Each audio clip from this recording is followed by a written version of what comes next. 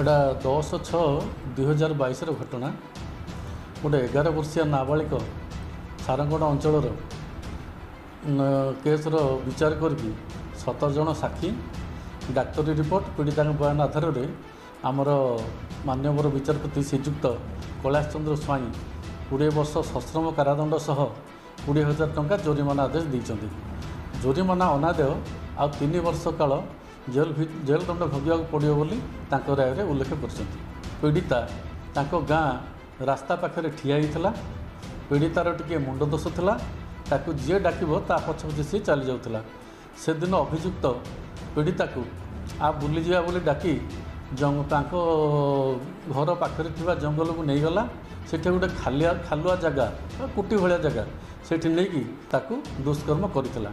ए घटनाटा माने बहुत दूर दूर थाई समिता प्रधान नामक जड़े महिला सी झीटा को कहीं नहीं जाऊँ भाविकी ता पछरे आसीथिला। सी जो पार्टी कला पीड़िता अभियुक्त तार लुंगी धरिकी से जगार धाँगी पलैला। यही भितर से पीड़िता को दुष्कर्म करथिला। आ पीड़ितार बापा को पीड़िता यू घटना कहवापर ता बापा गाँव में गोटे मीटिंगटे करथिला। से मीटिंग रे से मानला नहीं, अभियुक्त मानला नहीं। आउ कहला मो नार जदि केस करिवो ताले तुम मान को जीवन रे मारी शेष कर दी बोली से कहला।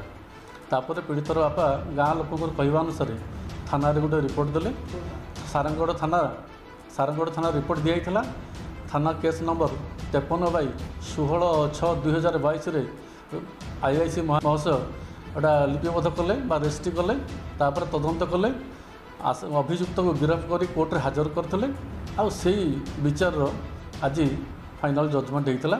आ विचारपति महेश उक्त राय प्रकाश करते। समाज रे लोक मैंने सतर्क न होवे एते पनिशमेंट दिहला पर जदि से निज निज विचार को न बदलेबे ताहले एमती दंड भोगे समाज रे एमती खराब काम वृद्धि हम। तथापि खराब काम वृद्धि न हो एभलिया काम न हो बोली एभलिया दंड दिया होछि।